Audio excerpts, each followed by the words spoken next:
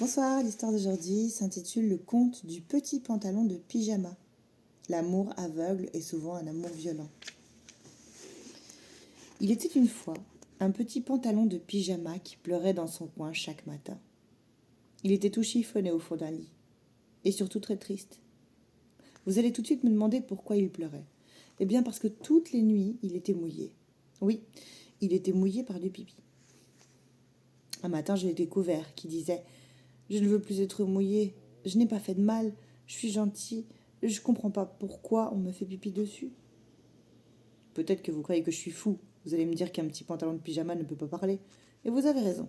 Il ne parle pas comme nous, mais il parle à sa façon.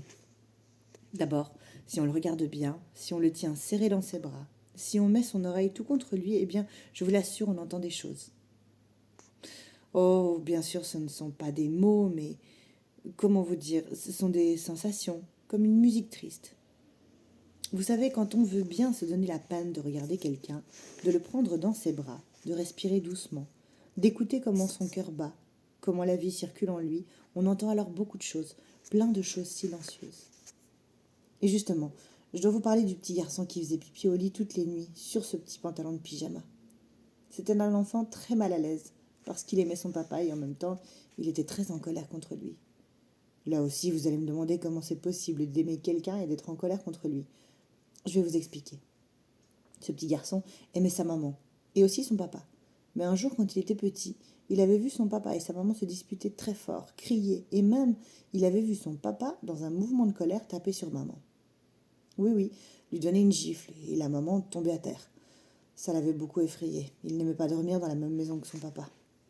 Depuis, ce petit garçon disait à tout le monde « Mon papa a fait une bêtise, il a frappé maman ». Mais tout au fond de lui, il avait surtout de la peine. Il voulait de tout son cœur que cela ne recommence plus. Que plus jamais son papa ne puisse frapper sa maman, même quand il n'était pas d'accord. Ce petit garçon ne savait pas encore que si on n'est pas d'accord, on peut quand même se parler. On peut utiliser les mots, mais pas les coups pour se dire ce que l'on sent. C'était comme le petit pyjama, qui voulait qu'on lui parle plutôt qu'on lui fasse pipi dessus.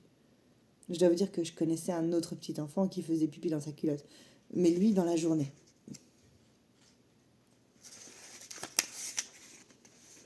Je ne peux pas me retenir, disait-il tout malheureux. Il était vraiment malheureux car il sentait bien qu'il décevait son papa, qu'il inquiétait sa maman. Et il aurait tellement voulu leur dire qu'il avait peur qu'ils se séparent, qu'il redoutait qu'ils se disputent, et même qu'ils se fassent du mal quand ils parlaient un peu fort l'un contre l'autre. Il les aimait très fort. C'était un enfant fidèle qui aurait tellement voulu que ses parents s'entendent bien. Il les entendait le soir dans son lit se disputer. Papa qui élevait la voix, maman qui pleurait.